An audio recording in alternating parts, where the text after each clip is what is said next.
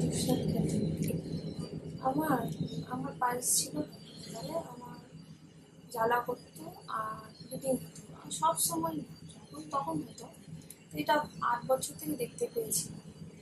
তারপরে 8 বছর থেকে দেখতে পেয়ে যখন তখন যেত, থেকে যেত। অনেকদিন থেকে ওষুধ খেয়েছিলাম না। তারপরে পল্লবপুরে ম্যামের কাছে এসেছিলাম, মোটামুটি 8 বছর পরে এসেছি।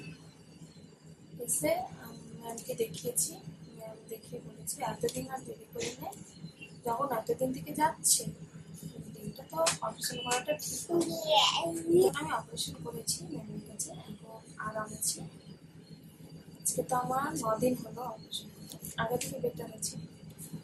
ম্যামের সাথে ভালো হয়েছে, ম্যাম ভালো করে সার্জারি করেছি আর আমি একদম দেখতে পাচ্ছি ভালোই হয়েছে।